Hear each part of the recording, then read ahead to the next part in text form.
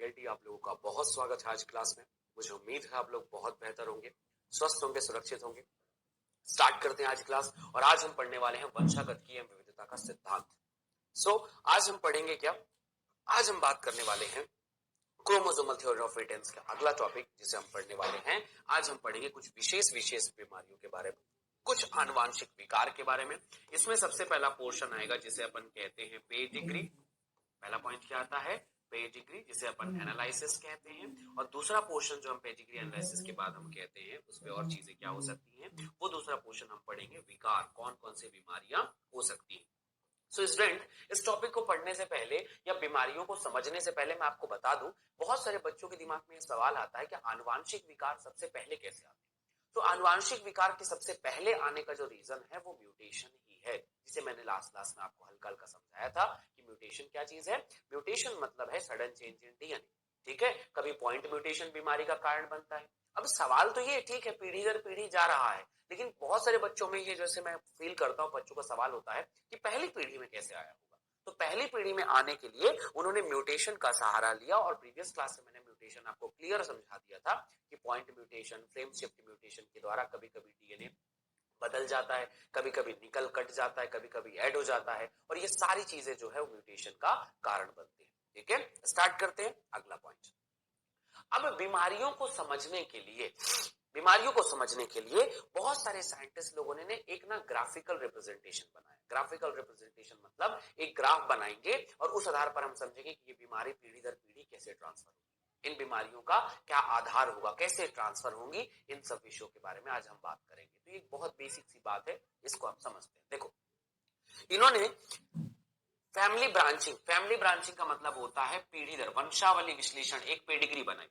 Pedigree का मतलब एक प्रकार का चित्र होगा जो अपने आप में इन सारी बातों को बताने के लिए निश्चित रहेगा कि इसे बीमारी है कि नहीं है, पीढ़ी दर पीढ़ी कैसे गया, उसको प्रदर्शित करने के लिए। मान लो माता पिता को प्रदर्शित करने के लिए अलग प्रकार का डायग्राम, माता पिता से बच्चे पैदा हुए, 3 लड़के 3 लड़कियां पैदा हुई, उसके लिए डायग्राम, 3 लड़कियों की शादी कहाँ हुई, उनसे कैसे बच्चे पैदा हुए, इस बात को बताने के लिए एक पूरा एक चार्ट बनाया जाता है जिसे अपन पेडिग्री कहते हैं। अब इस पेडिग्री में, चार्ट में किन किन बातों का ध्यान रखा जाएगा, पहले उसे समझ लो। पहला पॉइंट, अगर ऐसा बॉक्स डब्बा बना हुआ है मतलब वो नर है, मतलब वो मेल है, पहली जरूरी बात। अगर वो गोल गोल बना हुआ है तो मतलब वो मादा है। अगर वो गोल गोल बना हुआ है, ऐसा गोल शेप में बना हुआ है, तो वो मादा है। अगर ऐसा मतलब डब्बा अगर तिरछा ऐसा बना हुआ है तो लिंग का उल्लेख नहीं है, मतलब नॉन स्पेसिफिक है, नर मादा का कुछ नहीं पता है उसे। ठीक है, फिर तीसरी बात आती है, तीनों में अगर ऐसा लाइन लाइन खींच दिया जाए या तो, ठीक है, और या तो ऐसा डार्क प्रदर्शित कर दिया जाए कि लाल लाल बेहतरीन डार्क प्रदर्शित कर दिया जाए, मतलब इन तीनों को बीमारियां हैं। प्रभावित व्यक्ति क्या है, मतलब बीमारी से ग्रसित।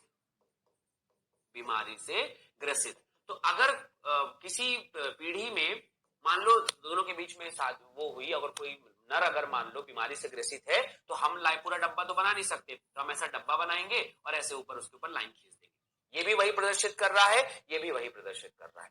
अगर मादा को प्रदर्शित करना चाहते हैं तो ऐसा गोल बनाएंगे और उसके ऊपर ऐसा लाइन खींच देंगे, तो ये भी हो जाएगा कि मादा को बीमारी है और नॉन स्पेसिफिक है, तो इसका ज्यादा यूज नहीं होता, लेकिन फिर भी एक बार पढ़ लेना।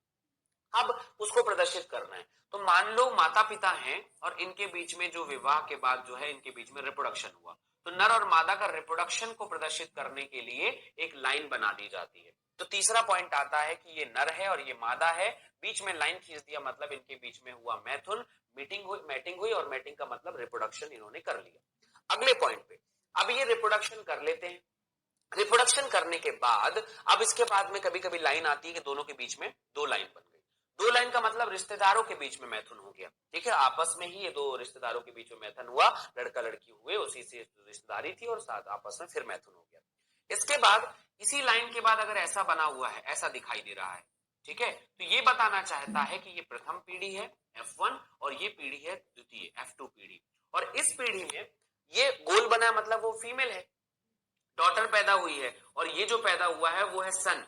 तो इसने ये बताया कि हमने इस नर का इस मादा के साथ क्रॉस किया या उनके बीच में रिप्रोडक्शन हुआ, मैथुन हुआ, तो इससे एक लड़का, एक लड़की और एक लड़का पैदा हुआ है। ये एक फैमिली को बताना चाह रहा है, 2 पीढ़ियों के बीच की फैमिली को बताना चाह रहा है। तो यहां पर क्या हुआ, जनक ऊपर और संतति नीचे। ठीक है, ये जन्म के अनुसार जो इधर है वो पहले पैदा हुआ, जो इधर है वो बाद में पैदा हुआ। पहले लड़की पैदा हुई, बाद में क्या पैदा हुआ, लड़का। तो जो बाएं तरफ में रहेगा वो पहले पैदा हुआ है और जो बाद में पैदा हुआ है वो लड़का है, सॉरी। ठीक है, फिर इसके बाद अगर इन दोनों के बीच में क्रॉस हो गया और अगला जो बच्चा पैदा हुआ वो लड़का पैदा हुआ और उसके ऊपर में डार्क पैदा हुआ है, मतलब उसको बीमारी कर दी है बेचारे। क्या फैला दिया, बीमारी। यही है पेडिग्री का मतलब। समझ में आई मेरी बात? तो कुछ इस तरह हम इन चीजों को प्रदर्शित करते हैं, नर और मादा को प्रदर्शित करते हैं, और इस तरह से ये पूरा डायग्राम समझ में आपको आना चाहिए। एग्जाम्पल के लिए एक डायग्राम और बता देता हूं। मान लो 2-3 पीढ़ी बना देते हैं। ये पहली पीढ़ी है जिसका नर मान लो सामान्य है और ये मादा बना दिया हमने यहाँ पर। अभी मैं सिर्फ बीमारियां कुछ नहीं बता रहा हूं। मान लो इससे बच्चे जो हैं वो यहाँ पर पैदा हुए। अब एक बच्चा पैदा हुआ, मान लो लड़का। पहला क्या हुआ, लड़का। दूसरी हुई लड़की और तीसरा क्या हुआ, लड़का। तो लाइन से लिख दिए, पहले लड़का फिर लड़की फिर लड़का। ठीक है, अब इस लड़का जो होता है, लड़की की हमने शादी कर दी, तो फिर एक लाइन बना लो यहाँ पर कि अब लड़के की शादी कर दी तो इससे भी 2 लड़कियां पैदा हो गई मान लो। तो इस तरह से 2 लड़कियां इससे पैदा हो गई। 3 पीढ़ियां बना दी ना मैंने। तो ये 3 पीढ़ियों को बनाने का तरीका ऐसा ही रहेगा। ये ग्रैंड पेरेंट्स है, F1 जनरेशन। इसके नीचे जो बना हुआ है वो F2 जनरेशन, और ये जो बना हुआ है ये कौन सा जनरेशन है, F3। समझ में आई मेरी बात? तो ये नर और मादा का क्रॉस हुआ, 3 बच्चे पैदा हुए। इससे जो लड़का पैदा हुआ, आखिरी में एक लड़की से क्रॉस किया, उसके बाद क्रॉस करने से 2 बच्चे पैदा हुए, दोनों लड़कियां थी। हो सकता है इस मतलब क्या मान लेते हैं, ये लड़के का फिर से क्रॉस करवा दो। यहाँ पर इस लड़के का क्रॉस करवाए, लड़की से क्रॉस करवाए। क्रॉस करवाने के बाद मान लो यहाँ पर 3 बच्चे पैदा हुए, तीनों लड़के पैदा हुए। ठीक है, और तीनों में एक बात सामान्य है, हमने पूरे जनरेशन में देखा कि कहीं पर कोई बीमारी जैसा कुछ नहीं दिखाई दे रहा, सब सामान्य है। अब मान लो कि एक लड़की पैदा हुई और लड़की को बीमारी ग्रसित कर ली, कोई बीमारी से ग्रसित है, तो हमने ऐसा लाइन खींच दिया। बीमारी से वो ग्रसित है तो हमने ऐसा लाइन खींच दिया। मान लो यहां पर ग्रसित कर दिए तो यहां पर लड़की ग्रसित है, और यहां पर लाइन खींच दिया तो लड़का ग्रसित हो गया। तो यही है, जो लाइन है ये डब्बे के जैसा ही, ये जो डार्क है वैसा ही प्रदर्शित करेगा। ये पेडिग्री का मतलब हो गया। चलिए, अब इस पेडिग्री से पता क्या चलता है? पेडिग्री से हम यहाँ पर मेंडेलियन डिसऑर्डर का पता लगा सकते हैं। तो आप यहाँ पे याद रखना, पेडिग्री से हम बात करेंगे मेंडेलियन डिसऑर्डर के बारे में।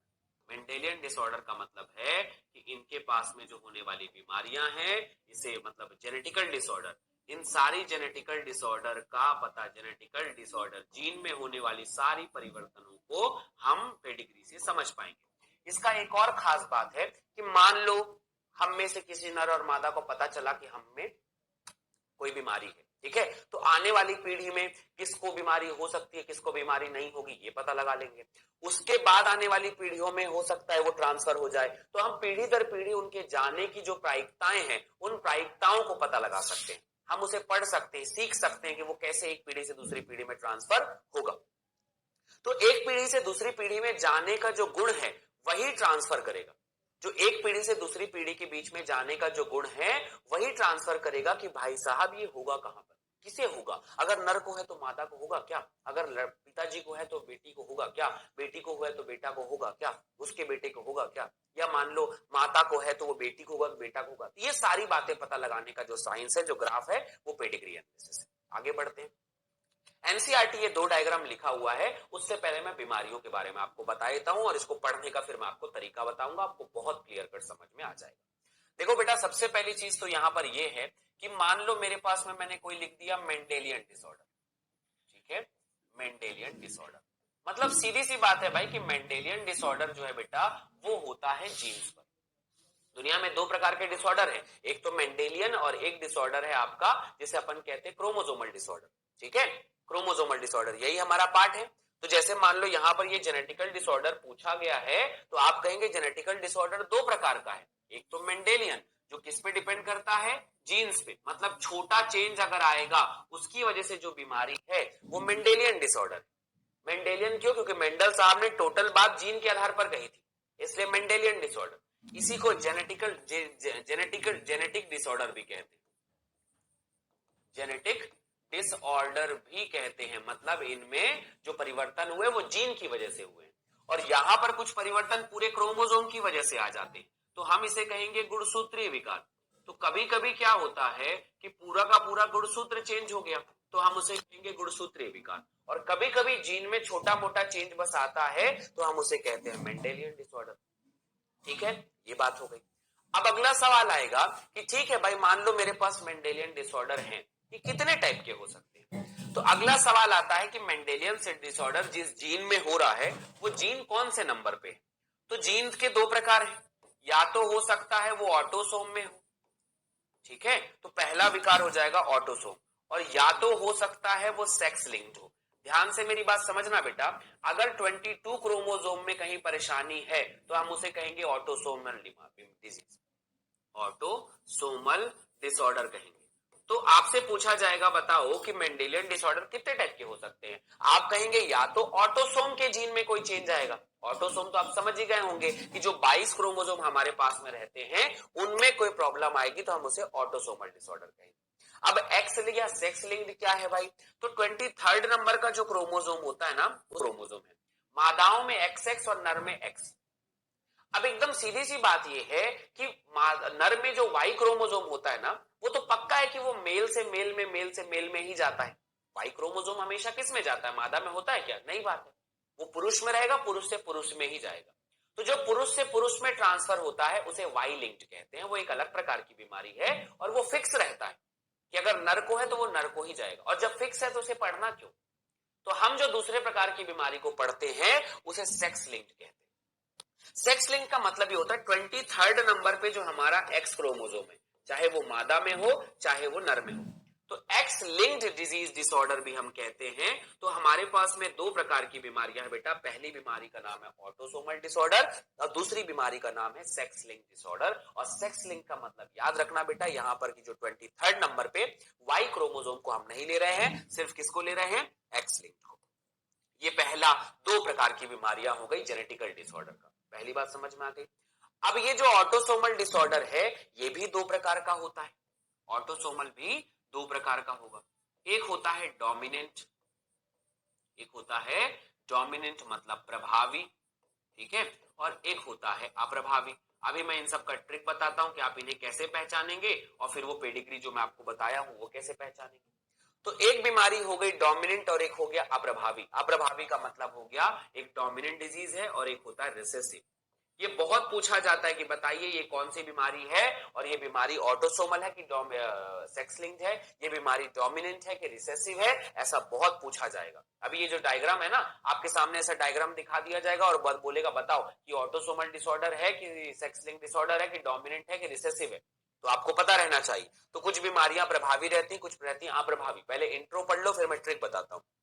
वैसे ही एक्स लिंक या सेक्स लिंक के साथ में भी ऐसा ही होता है कि इसमें भी कुछ बीमारियां होती हैं जो डोमिनेंट रहती हैं। क्या रहती हैं?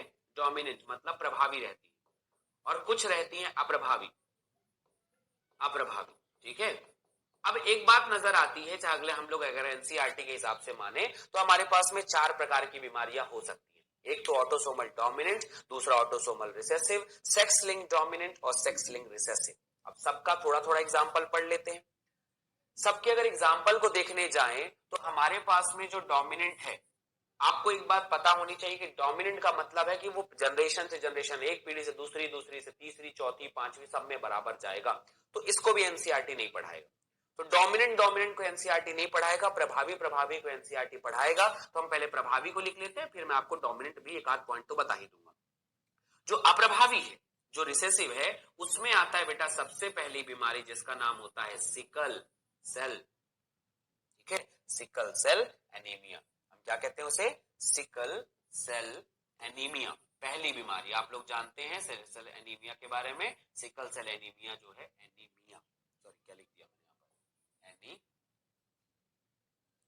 ठीक है, एनीमिया, ठीक है। अगला पार्ट आएगा। इसके अलावा जो दूसरी बीमारी आती है उसे अपन कहते हैं थैलासीमिया। नाम तो सुना ही होगा, और नहीं सुना है तो सुन लो भाई, थैलासीमिया, ठीक है। तो ये हो गया हमारा एनीमिया, और सिकल सेल एनीमिया और थैलासीमिया, ये दोनों पोर्शन को आप याद रखना है, ठीक है।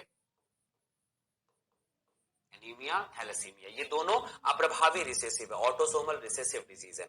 अब डोमिनेंट को फिर नहीं पढ़ना है, सेक्स लिंक अप्रभावी के बारे में बात करते हैं, और इसमें आता है बेटा सबसे पहली बीमारी जिसका नाम होता है हीमोफीलिया, ठीक है। इसके बाद दूसरा पॉइंट आता है वर्णांधता, मतलब रक्तांधता, वर्णांधता, सॉरी वर्णांधता को हम कहते हैं कि कलर ब्लाइंडनेस हुआ है, तो ये हीमोफीलिया है और दूसरा का नाम होता है, यहाँ पर हम रख देते हैं कलर ब्लाइंडनेस। एक में इसमें विशेष प्रकार का कुछ कलर है ना वो नहीं दिखाई देता है। तो हमें इन 4 बीमारियों के बारे में पढ़ना है। तो हमने ये देखा कि जो जेनेटिकल डिसऑर्डर है भाई वो ऑटोसोमल है और सेक्स लिंक्ड है। ऑटोसोमल है और क्या है, सेक्स लिंक्ड है। ऑटोसोमल 2 प्रकार के होते हैं, डोमिनेंट और रिसेसिव। कैसे पहचानेंगे मैं भी आपको बताऊंगा कि कैसे पहचानेंगे कि वो ऑटोसोमल है कि रिसेसिव है। उसी तरह सेक्स लिंक भी डोमिनेंट है और रिसेसिव। डोमिनेंट जो है उसका हमें नहीं पढ़ना है ज्यादा भी कुछ, अभी हम लोग देख लेंगे, मिस्थेमिया ग्रेविस कहते हैं उसको, बाकी कोई खास जरूरत अभी नहीं है उसकी। अप्रभावी रिसेसिव में सिकल सेल एनीमिया है, थैलासीमिया है।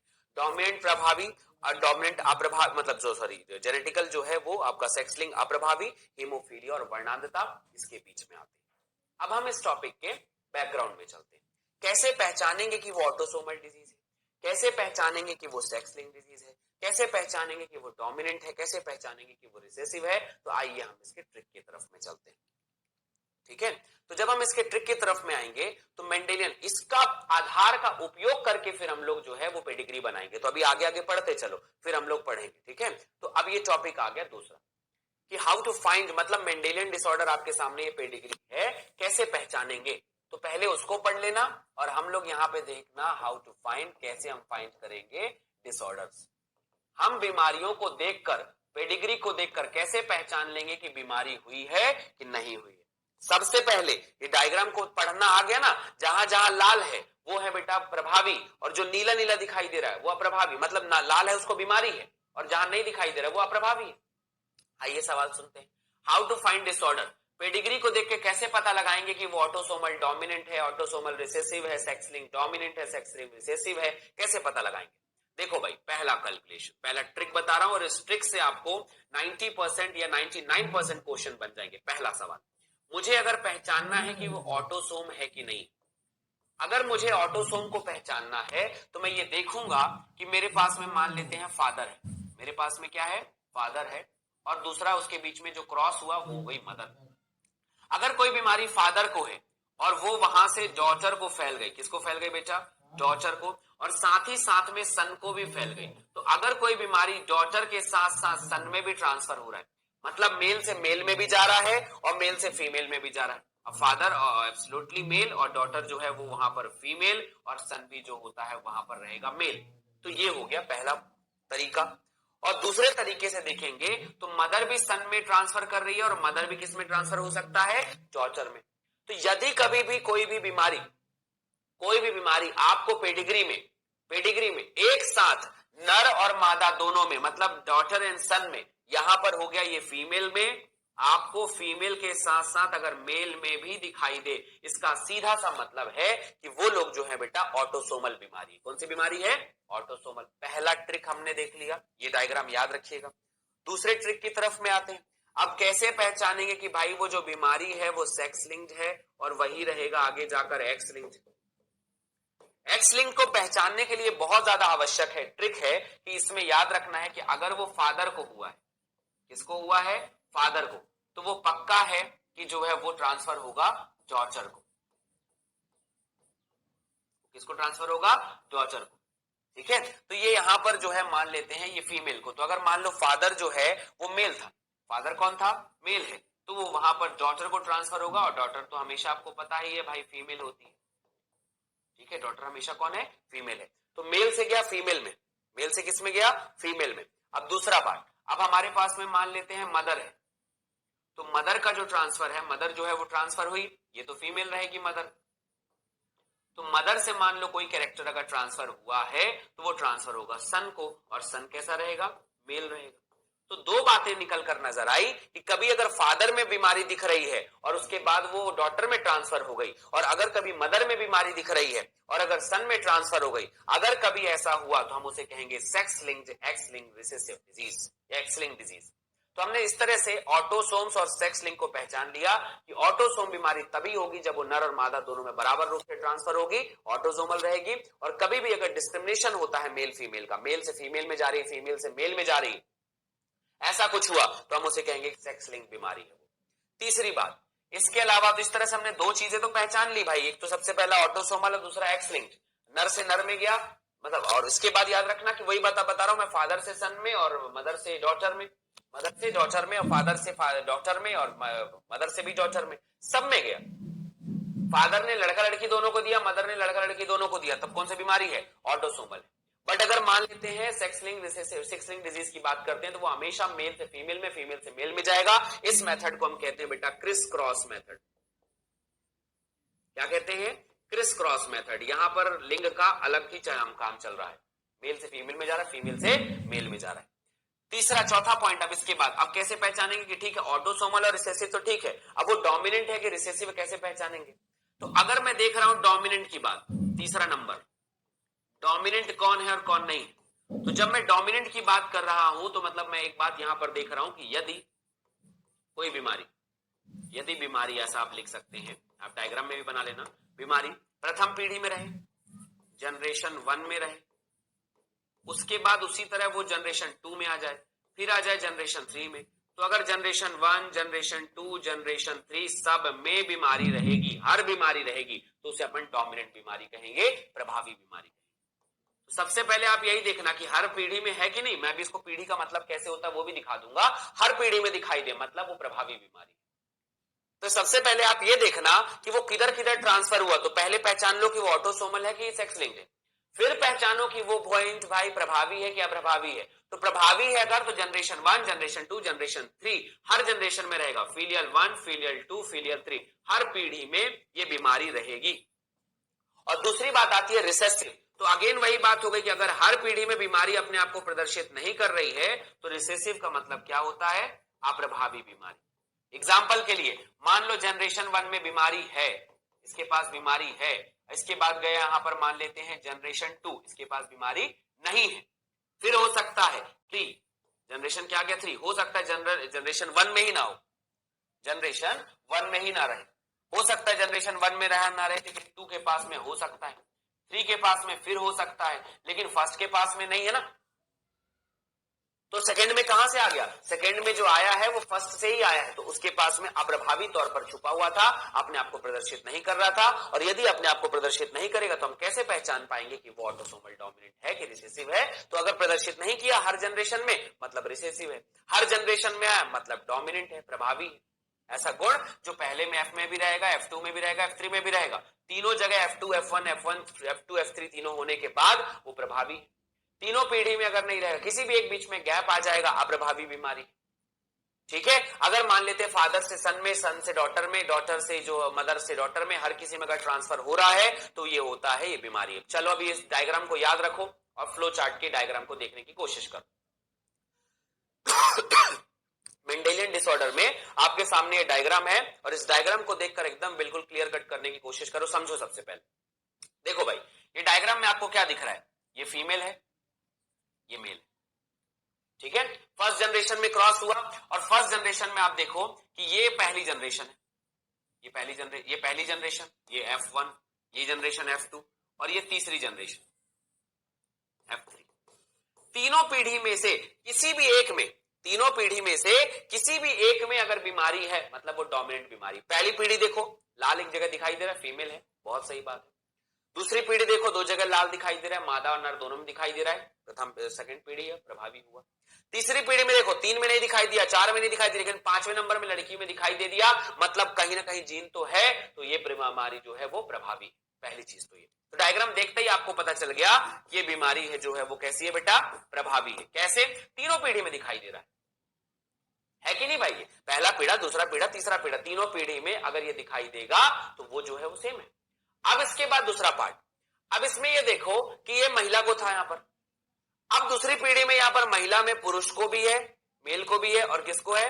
फीमेल को। तो यहां पर ये महिला को बीमारी थी और उसने नर और मादा दोनों को ट्रांसफर कर दिया, मेल और फीमेल दोनों को ट्रांसफर कर दिया। मतलब शब्द ही अपने आप में सारा कुछ बता रहे हैं कि नर और मादा दोनों में ट्रांसफर हुआ, मतलब बेटा ये ऑटोसोमल है। क्या है ये? ऑटोसोमल प्रभावी है। काम हो गया खल्लास, ठीक है। और ऑटोसोमल बीमारी का जो पॉइंट आता है उसे हम कहते हैं मायोटोनिक, मायोटोनिक डायस्ट्रॉफी बीमारी का नाम है। मायोटोनिक डायस्ट्रॉफी इस बीमारी का नाम है जिसपे ये प्रक्रियाएं चल रही होंगी। मुझे उम्मीद है एकदम समझ में आया होगा कि हम इसे कैसे उपयोग करेंगे, व्हाट इज मायोजेनिक डायस्ट्रॉफी और ये प्रोग्राम कैसे काम करेगा। समझ में आई मेरी बात? तो ये हो गया ऑटोसोमल प्रभावी। समझ में आया डायग्राम में? ऑटोसोमल है और डोमिनेंट है। ऑटोसोमल क्या है? डोमिनेंट है। कैसे पता चला कि ऑटोसोमल है? भाई तीनों पीढ़ी में, सॉरी नर मादा दोनों में दिखाई दे रहा है एक लक्षण। मादा से मादा में भी गया, मादा से नर में भी गया। क्या डेफिनेशन बताया मैंने? मादा फादर से जो होता है वो सन में गया और मदर से डॉटर में, माता से डॉटर में भी गया, माता से सन में भी गया, दोनों में गया है, तो हम उसे कहेंगे कि वो बीमारी जो है वो ऑटोसोमल बीमारी है। चलो एक तो बन गया, दूसरा देखो, बताओ कौन सी बीमारी होगी? तो तीनों बीमारियों में आप सबसे पहले ये देखिए कि F1 जनरेशन में है क्या कुछ? आप कहेंगे कुछ नहीं। जब पहले में कुछ नहीं है मतलब क्या करें? दूसरे में देखते हैं, दूसरे में कुछ आ गया, मतलब F1 कुछ ना कुछ तो है, था उसके पास में, भले दिखाई नहीं दिया। F3 इसके पास में भी। तो फर्स्ट जनरेशन में यहां पर कुछ नहीं दिखाई दे रहा है, इसके पास जीन वैसे वाले नहीं है, लेकिन ये जीन सेकेंड जनरेशन में प्रदर्शित हो गए। मतलब हो सकता है उनकी बुरी परिस्थितियों में वो अपने आप को प्रदर्शित ना कर पा रहे हो, लेकिन ये अपने आप को प्रदर्शित कर ले। तो होगा क्या? यहां पर प्रथम पीढ़ी में नहीं है, द्वितीय पीढ़ी में है, मतलब यहां पर एक बात पता चल गई बेटा कि ये रिसेसिव है, अप्रभावी। रिसेसिव है, ये क्या है? अप्रभावी। ठीक है, ये अप्रभावी। दूसरी बात क्या समझ आई? अब यहां पर आप देखो कि प्रथम पीढ़ी में भी अगर मान लो किसी में भी एक में रहा होगा ये नर, वो जो भी है, यहां लड़के को हुआ, यहां लड़की को हुआ, नर मादा दोनों को दिखाई दिया ना एक साथ, तो एक पीढ़ी में नर और मादा दोनों को एक साथ दिखाई दिया, मतलब ये याद रखना कि ये भी बेटा आपका ऑटोसोमल ही है। क्या है? ऑटोसोमल। तो कुछ इस तरह से हम पढ़ते हैं यहां पर ऑटोसोमल प्रभावी और ऑटोसोमल अप्रभावी। दोनों डायग्राम आपके सामने है, इन डायग्राम्स को अपने दिमाग में फटी भली भांति छाप लीजिए। यही है बेटा आपका मेंडेलियन डिसऑर्डर। ऐसे ही पहचानते हैं कि मेंडेलियन की बीमारी कैसे होती है, मेंडेलियन डिसऑर्डर क्या चीज है। उम्मीद है सभी लोगों को ये बातें समझ में आ गई। अगला पॉइंट, जेनेटिकल डिसऑर्डर, जो मैंने आपको बताया। जेनेटिकल डिसऑर्डर मैंने आपको बताया कि भाई दो टाइप का होता है, autosomal disease, sex linked disease. Autosomal dominant प्रभावी है और अप्रभावी भी है, डोमिनेंट भी है, प्रभावी भी है और अप्रभावी है। शुरुआत करते हैं सबसे पहले जेनेटिकल डिसऑर्डर, और आज हम इसको ही पढ़ेंगे। नेक्स्ट क्लास में फिर क्रोमोसोमल डिसऑर्डर के बारे में भी हम उसको क्लियर कट करेंगे। तो जेनेटिकल डिसऑर्डर बहुत आसान है, इसका मोड ऑफ ट्रांसमिशन बहुत आसान है, बट हमेशा याद रखना कि ये कौन सी बीमारी है और उसके मतलब प्रवाहित होने के कारक कैसे डिपेंड करेंगे, इसलिए पेडिग्री बिल्कुल मत भूलना, अभी भी जरूरत उसकी पड़ेगी। सबसे पहले जेनेटिकल डिसऑर्डर, मेंडेलियन विकार वो है, मेंडेलियन विकार जेनेटिक्स में होने वाला मेंडेलियन विकार वो है जहां पर एकल जीन के रूपांतरण, कोई एक जीन का रूपांतरण के पुनर्वर्त परिवर्तन से मुख्यतः निर्धारित हो जाते हैं, मुख्यतः निर्धारित हो जाते हैं। एकदम सिंपल सी बात है कि मेंडेलियन विकार वो विकार है जिसका अगर कोई एकाध जीन, एकाध प्रॉब्लम जो है वो ठीक हो जाए, एकाध प्रॉब्लम जो है रूपांतरण में आ जाए या उत्परिवर्तन बदल जाए, तो हम उसे कहते हैं कि वो मेंडेलियन विकार है। एक छोटा सा एकाध जीन, मैंने बताया ना सिंगल जीन केवल, मान लो यहां पर लिखा हुआ है ग्वानोसिन, साइटोसिन, थायमिन, एडेनिन, ऐसा करके लिखा हुआ है साइटोसिन, तो इसमें से अगर मान लो आपको थायमिन को हटाना है, थायमिन को क्या करना है? हटाना है, तो आप इसमें मेंडेलियन विकार, या हट गया तो उससे होने वाला बीमारी मेंडेलियन विकार है। अगर उसकी जगह इन्वर्ट कर गया, चेंज कर गया, तो वो भी मेंडेलियन बीमारी। ठीक है, ये बात समझ में। कौन कौन सी बीमारी हमको पढ़नी है, उनमें से दो तीन बीमारियों के बारे में सब कुछ जानिए। हीमोफीलिया, आज हम इसको डिटेल करेंगे। सिस्टिक फाइब्रोसिस, ये भी एक बहुत छोटा सा प्रक्रिया है, मतलब आपकी बीमारी का नाम है सिस्टिक फाइब्रोसिस। इसके बाद दात्रा कोशिका अरक्तता, मतलब रेड, जो अपन कहते हैं लाल रक्त, मतलब जो दात्रा कोशिका रक्त क्या, सिकल सेल एनीमिया, क्या कहते हैं उसे? Sickle cell anaemia. उसके बाद वर्णांधता, कलर ब्लाइंडनेस, रंग जो है वो स्पेशल दिखाई नहीं देता। फिनाइल कीटोन्यूरिया, फिनाइल कीटोन्यूरिया ये भी बीमारी है, मैंने पीकेयू कई बार बताया आपको। फिनाइल कीटोन्यूरिया यह बीमारी, यह जो है वो फिनाइल एलानिन के बनने की वजह से होती है। सबसे लास्ट पॉइंट आता है थैलेसीमिया इत्यादि। थैलेसीमिया का काम तो आप लोग बोल ही नहीं सकते, बहुत सिंपल सी बात है, थैलेसीमिया बीमारी। ठीक है, तो इस तरह से हम लोगों ने यहां पर 5 प्रकार की नई बीमारियों का नाम ग्रसित किया, और आपको ये बात पता चल जानी चाहिए कि मेंडेलियन का विकार करने के लिए हमें उनके जो भी कंडीशन है वो पता रहनी चाहिए। उदाहरण हीमोफीलिया है, उदाहरण क्या है? हीमोफीलिया, सिस्टिक फाइब्रोसिस है, क्या है? सिस्टिक फाइब्रोसिस है, और दात्रा कोशिका अरक्तता है, रेड ब्लड सेल्स सॉरी मतलब सिकल सेल एनीमिया बीमारी को ठीक करता है। ठीक है, कलर ब्लाइंडनेस मतलब रक्त वर्णांधता को भी कम करता है, मतलब रात की जो वर्णांधता होती है उसको कम कर देता है। फिनाइल कीटोन्यूरिया को बनाता है, और इसके अलावा थैलेसीमिया इत्यादि भी इनमें उपयोग किए जा सकते हैं। मेंडेलियन विकार में इन सब बीमारियों का नाम हम उपयोग करेंगे। ठीक है, तो ये हमारा आज का कॉन्सेप्ट है जिसे अपन जेनेटिकल डिसऑर्डर कहते हैं। मेंडेलियन बीमारी हो सकती है बेटा प्रभावी हो और हो सकता है अप्रभावी हो। मैंने आपको बताया है प्रभावी हो सकती है और वो क्या हो सकता है, अप्रभावी भी हो सकती है। अब सबसे पहला मैंने बताया ना भाई आप लोगों को, आपको जो डोमिनेंट डिजीज है उसको पढ़ने की आवश्यकता ही नहीं है। 1 मिनट आप इसे फटाफट देख लीजिए, जो चीज मैंने आपको बताई फटाफट नोट कर सकते हैं आप इसको, जितने भी बीमारियों के नाम है कुछ इस तरह से ये पोर्शन यहां पर बनता है। तो हमने जेनेटिकल डिसऑर्डर के होने वाले कारण, होने वाली प्रक्रियाएं और उन सारी बातों के बारे में हमने यहां पर पढ़ लिया है कि वो फाइब्रोसिस कैसे करते हैं, क्या करते हैं, कैसे करते हैं, सब बीमारियां हमारे काम की है। सबसे पहले बीमारियों की तरफ में आते हैं और सबसे पहली बीमारी का नाम है हीमोफीलिया। शब्द को सुनो, ध्यान से सुनो, बहुत ध्यान से सुनो और उसके बाद बताओ। देखो भाई हीमोफीलिया, अब आपको एक बात पता होनी चाहिए, वैसे मैं चार्ट में बता दिया हूं लेकिन फिर भी याद रखना कि बेटा ये एक्स लिंक्ड रिसेसिव डिजीज है, एक्स लिंक्ड रिसेसिव वो भी, क्योंकि प्रभावी पढ़ के अपन को क्या करना भाई, पीढ़ी हर पीढ़ी में रहता है वो तो उसमें कुछ प्रिडिक्टेशन का कोई सवाल ही नहीं है, प्रिडिक्ट आप कर ही नहीं सकते, आपको डायरेक्टली पढ़ना पड़ेगा। तो इसलिए आपको रिसेसिव पढ़ना, एक्स लिंक्ड रिसेसिव डिजीज मतलब एक्स सहलग्न, सहलग्न अप्रभावी, अप्रभावी जीन, ठीक है, ये बात हो गई। एक्स सहलग्न अप्रभावी जीन यहां पर रहता है। ये क्या करता है, एक्स सहलग्न अप्रभावी जीन मतलब ये पक्की बात है 23 नंबर के क्रोमोसोम में रहेगा, और 23 नंबर के क्रोमोसोम में रहेगा तभी तो हम लोग इसको एक्सेप्ट किए क्या, 23 नंबर क्रोमोसोम में रहेगा। अगले पॉइंट पे आते हैं। अब हीमोफीलिया क्या करेगा भाई, हीमोफीलिया में एक बात है, इसको ब्लीडर डिजीज कहते हैं बेटा, बहुत ध्यान से मेरी बात समझना, मैं शॉर्टकट में ही लिखता हूं। ब्लीडर डिजीज का मतलब ये होता है कि जहां पर लगातार काटने के बाद से खून निकलता ही रहे, खून निकलता ही रहे, ठीक है। एक बार जैसे आपके हाथ को काट दिए तो आपको पता है, आपको दोबारा उसमें थक्का जम जाता है 8 से 9 मिनट में, लेकिन अगर एक हीमोफीलिया का पेशेंट है उसको एक बार काट दिए ना, खून निकलता रहेगा, निकलता रहेगा, निकलता रहेगा, इतना निकलेगा कि खून पूरा ही बह जाएगा, ठीक है। तो ये याद रखना, ब्लीडर डिजीज है, खून निकलता है।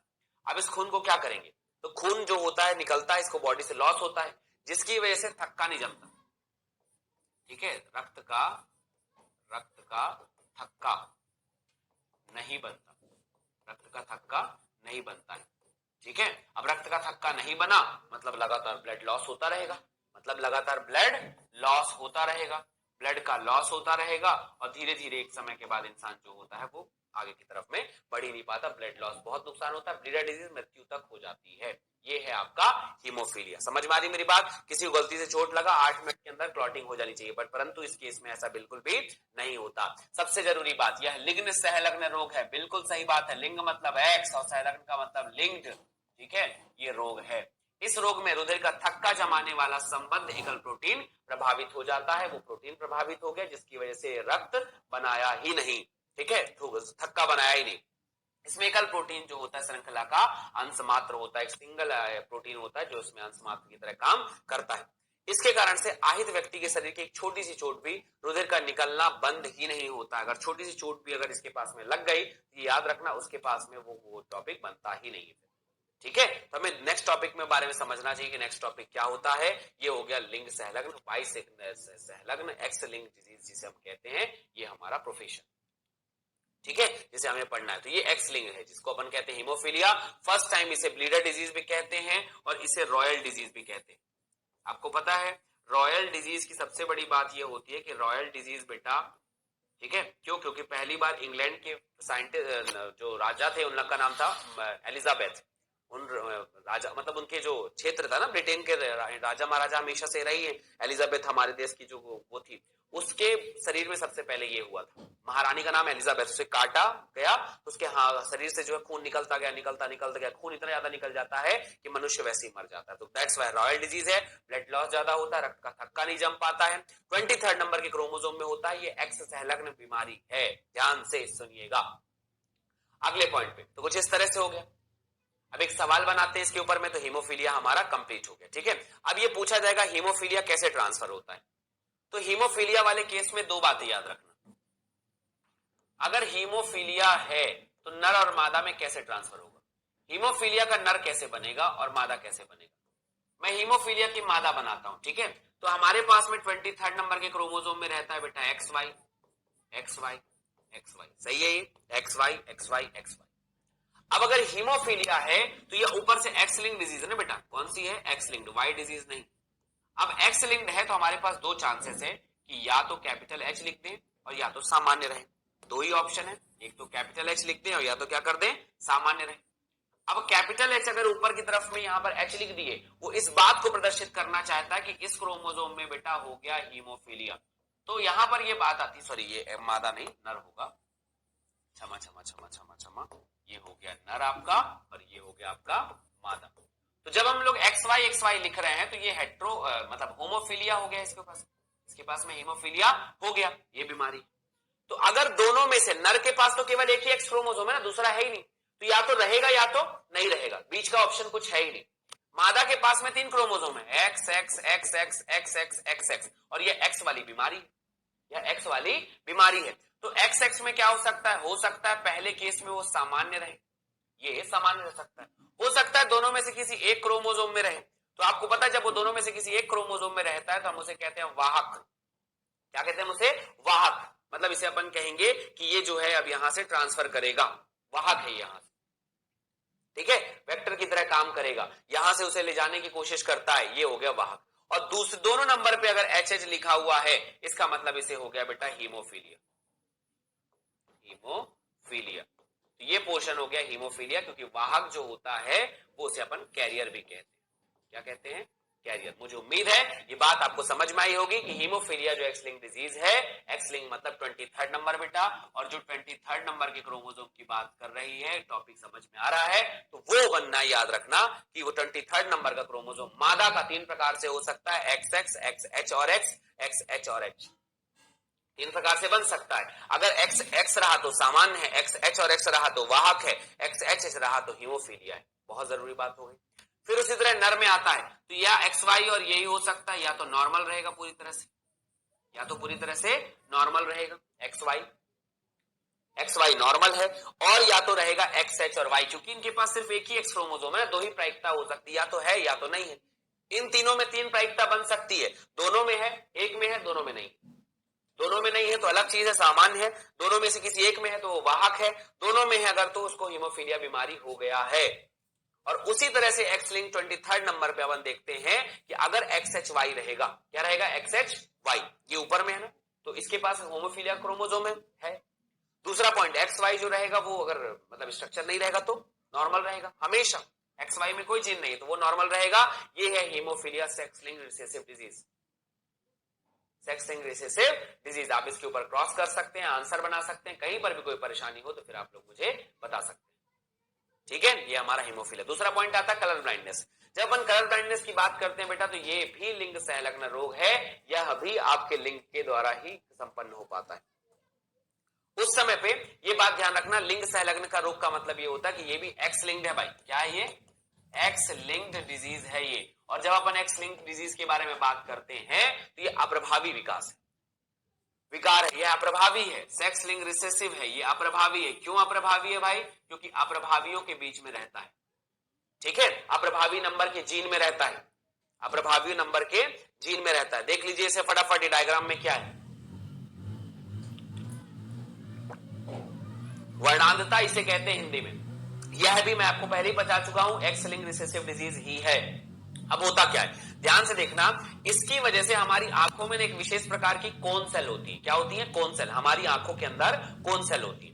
कोन सेल ही हमें रंग बिरंगा दिखाती है, बट बेचारी नष्ट हो गई। तो किसी कारण से हमारे वर्ण संवेदी संकु, मतलब याद रखना कोन आंखों में होता है, त्रुटिपूर्ण होने के कारण ऐसा होता है, ठीक है। तो क्या प्रॉब्लम आती है, तो प्रॉब्लम यह है कि हमारे पास मान लो ग्रीन कलर है सामान्य आदमी के पास में, और इसके पास में लाल कलर है, और तीसरा कलर है येलो।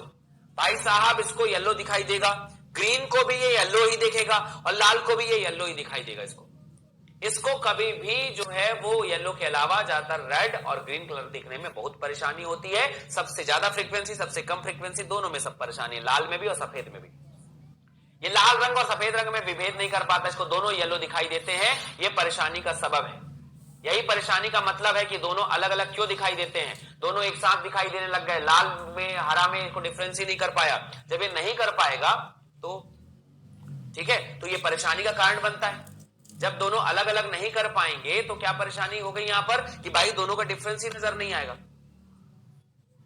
ठीक है, ये बात है। जैसे आप इस डायग्राम को देखो यहां पर, अब यहां पर कौन सा डायग्राम, आपको मैं पहचान लेता हूं कि आपको कौन सा बीमारी हुआ। देखो इधर आपको कलर ब्लाइंडनेस है कि नहीं है। 74 यहां पर लिखा हुआ है, क्या आपको दिखाई दे रहा है कौन सा अक्षर है यहां पर?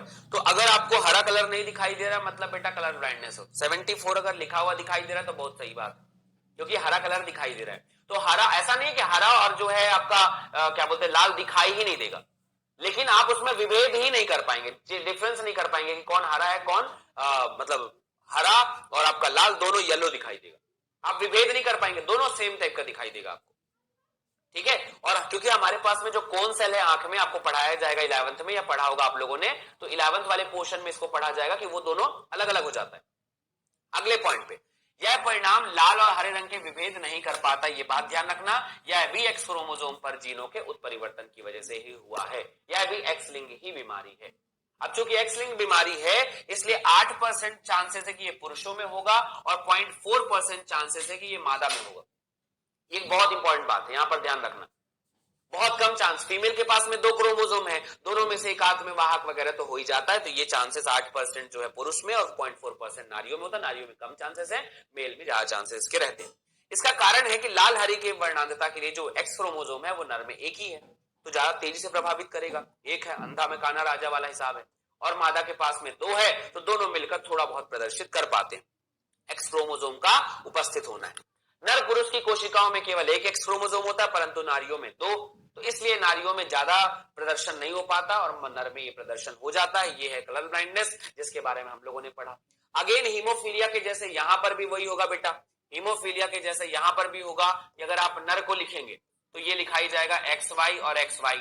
एक में कलर ब्लाइंडनेस हो सकता है तो C लिख देना, मतलब इसको हो गई बेटा बीमारी, इसको हो गई बीमारी। और ये रहा हमारा सामान्य, ये रहा हमारा सामान्य। तो नर में 2 चांसेस हैं, एक चांस है कि या तो बीमारी रहेगी या तो सामान्य रहेगा। यहां पर एक इंपॉर्टेंट लाइन आती है कि मेल कभी वाहक यानी कैरियर नहीं होगा। अब इस कैरियर का मतलब आपको बताता हूं मैं, पुराने टॉपिक में कैरियर आपने देखा होगा, सवाल दिमाग में उठ रहे होंगे, कैरियर कर तो दिए, कैरियर का मतलब होता क्या है, तो फिर बता देता हूं मैं आप लोगों को। मादा में देखो 3 चांसेस है, एक्स और एक्स। 3 चांसेस में ये हो सकता है कि हो सकता है दोनों सामान्य हो, दोनों में कोई जीन में कोई परिवर्तन ना हो सकता है पहले नंबर के जीन में, अच्छा दोनों में से किसी एक में अगर है, मादा में दोनों में से किसी एक में। अब ये क्यों ऐसा होता है बेटा यहां पर, क्योंकि वाई क्रोमोसोम अगर आप देखोगे ना, वाई क्रोमोसोम देखो, ये वाई क्रोमोसोम से संबंधित बीमारी है ही नहीं। अब एक है उसमें क्रोमोसोम है, बीमारी प्रदर्शित होगा। दोनों में से किसी एक में रहेगा मादा बस में यहां पर, तो ये बनते हैं वाहक। और वाहक का मतलब क्या होता है सुनो, वाहक का मतलब ये है कि यदि इस प्रकार का जीन रहे तो उसे कलर ब्लाइंडनेस नहीं होगा, लेकिन यदि अगर ये रहता है तो दूसरी पीढ़ी में कलर ब्लाइंडनेस को फैला सकता है। मतलब इसके जीन में कलर ब्लाइंड है लेकिन इसके लक्षण प्रदर्शित नहीं हो रहे हैं, तो इसका जीनोटाइप जो है कलर ब्लाइंडनेस के लिए है, बट फिनोटाइप जो होता है इसको मतलब मेंटेन नहीं करता, इसको बीमारी नहीं होगी। वाहक यही होता है जो खुद को कोई बीमारी नहीं, लेकिन ये दूसरी भी जनरेशन में ट्रांसफर कर सकता है। दिखाता हूं कैसे ट्रांसफर करेगा, ये समझ आई मेरी बात। इसके बाद आता है XC और XC, अगर दोनों नंबर क्रोमोसोम में रहेगा इसको घेर ले बेटा बीमारी, इसको इसके डीएनए में भी बीमारी है और इसको लक्षण में भी बीमारी रहेगा, दिखाई देगा। इसके डीएनए में XC है ना, इसको बीमारी दिखाई देगा। ठीक है, और ये अगर X और XC लिखा हुआ है तो ये वाहक है, कैरियर है। आपको एक क्रॉस करके दिखाता हूं, मान लो। ठीक है, जैसे मान लो मैं इसका क्रॉस कर दिया, ये XY नॉर्मल लड़का है और X और XC इस मादा के साथ मैंने क्रॉस कर दिया। ठीक है, ये वाहक है ना, तो अगर आप वाहक स्त्री के साथ में क्रॉस करते हैं, वाहक के साथ वाहक स्त्री है और सामान्य नर है, क्रॉस करके देखो कैसे आप कह रहे हैं यहां पर, ये वाहक है, कोई लक्षण प्रदर्शित नहीं करेगी, सामान्य रहेगी ना, ये इसके जीन बस में है, तो जीन बस में है तो वाहक कहेंगे। तो एक्स वाई को सेपरेट करो, एक तरफ हो गया एक्स, एक तरफ हो गया क्या वाई, एक तरफ हो गया एक्स और एक तरफ हो गया एक्स का ऊपर में सी। उसको कोई खुद के कोई लक्षण नहीं थे, लेकिन दूसरी पीढ़ी में देखना, अच्छा मान लो ये दोनों मिले, कोई दिक्कत नहीं, सामान्य बना, कोई समस्या नहीं। अब मान लो यहां पर पैदा हो गया XC और वाई, हो गया गजब। ठीक है, तो इसने क्या किया, XC जो होता है इसके पास में कोई बीमारी नहीं थी, बेचारे को कोई नहीं हुआ, लेकिन दूसरी पीढ़ी में ये स्त्री ने, देखो इस स्त्री ने इस नर का XY कर दिया और XY के ऊपर में C है, मतलब इसको बीमारी हो गई। तो किस तरह से इस महिला ने नर को बीमारी ट्रांसफर गिफ्ट कर दिया, इसीलिए तो इसे कहते हैं ना एक्स लिंक डिजीज है। क्यों? क्योंकि ये मादा में था, अब कहा किसको हो गया, पुरुष को। अच्छा, इसने प्रदर्शित नहीं किया था, लेकिन इसने प्रदर्शित किया, इसलिए रिसेसिव डिजीज है।